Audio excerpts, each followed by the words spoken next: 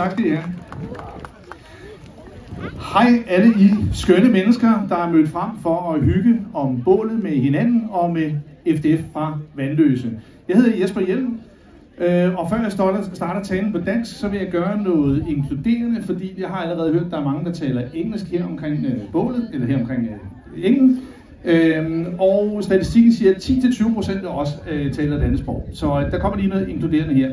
So here's a shout out for all of you who are more comfortable with English than Danish.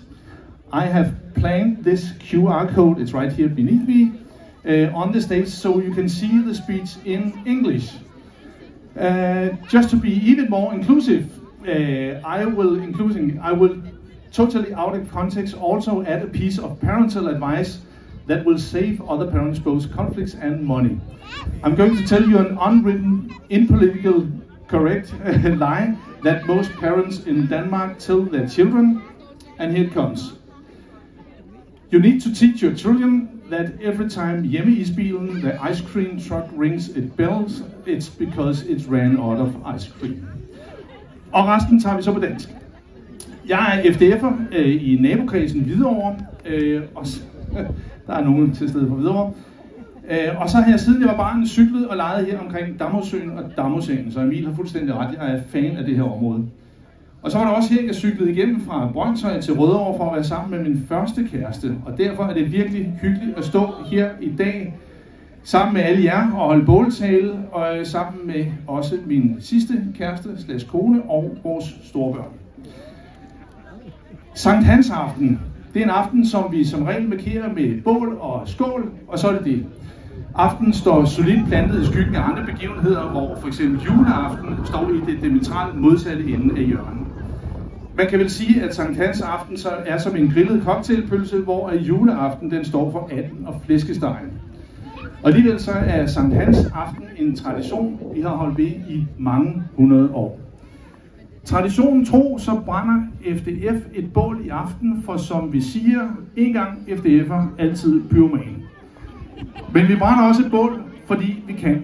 Eller set i historisk perspektiv, så er vi her faktisk netop fordi vi kan brænde et bål. For flere 100.000 år siden, der fik vi mennesker den her superkraft i forhold til dyrene, ved at vi kunne tænde ild. Ild blev til bål, bålet blev til et samlingssted, et værktøj til madlavning, et sted, hvor vi kunne være trygge, fordi flammerne holdt de farlige dyr væk. Et sted, hvor vi udviklede vores sprog, der nok i starten bare var nogle simple grønt. Så mon vi overhovedet havde eksisteret i dag, hvis det ikke var for vores superpower at kunne lave ild. Og jeg kan se, der står den store gasflaske derovre. Det får vi brug for senere, når den skal tændes op. Og hvad er det så, vi bruger ilden til netop her til Sankt Hans aften? Jeg vil påstå, at vi bruger den til det samme, som vi brugte den til oprindeligt. De farlige dyr har vi nok fået organiseret i zoologisk have, men vi bruger ilden til symbolisk at holde det onde væk og brænde det onde væk. Ilden giver os, og det kan vi tydeligt se i dag, trods vejret et samlingssted, som styrker vores fællesskab. Vi kommer herned på engen, vi sidder på et skovturstæppe, nyder mad og drikke omgivet af venner og familie. Vi taler med naboerne, vi taler med Gitte fra kommunen, vi taler med FDF'erne og de andre landsbytosser, der også har fundet vej herned.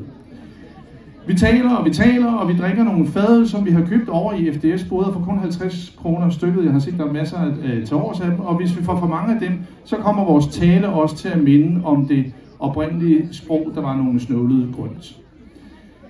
Ilden er blevet vores faste ledsager, og når vi ellers kan kontrollere den, så, som vi håber FDF'erne kan i aften, så er det en god ledsager.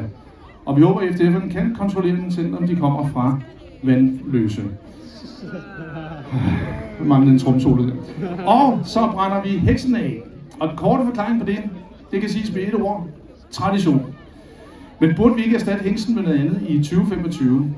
For eksempel kunne vi skrive det onde ned på et stykke papir, folde det som papirsfly og kaste det ind i flammerne. Personligt ville jeg ikke have noget mod at ændre heksen til noget andet, men der ligger også en værdi i, at vi i dag kigger på en hekselignende figur og reflekterer over, hvordan vi kan lære af fortiden og forbedre nutiden og fremtiden. For det er lidt det samme, som at vi også bevarer symboler og underviser vores børn i fortidens synder som slavehandel, kolonisering og diktatur. så er det også vigtigt at huske og lære af vores fejl, så vi kan skabe en bedre fremtid.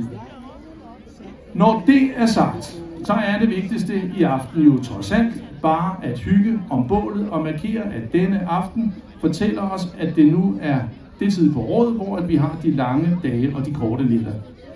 Det næstvigtigste i aften, det er at støtte FDF og købe rigeligt med mad og drikke i deres boder, som stadig har åbent.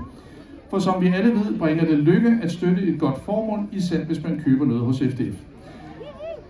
Jeg hedder Jesper Hjelm. Jeg har netop holdt min første båltale. Til gengæld vil jeg gøre noget nu, som jeg har gjort mange gange før. Jeg vil sætte mig ved keyboardet her om bagved, sammen med mine venner fra Det Bedste Band. Og vi lover at gøre det bedste, vi kan, for at I også får noget god musik med i aften. Så med håbet om, at den gode, varme stemning, som jeg i hvert fald får heroppe fra Damhussengene, vil brede sig og indtage alle afkroge af verden, så synes jeg, at vi skal ønske hinanden et rigtig god Sankt Hans. Skål! Og hvis I ikke har noget skål med, så gå over og køb en fadøl over til FDF'erne.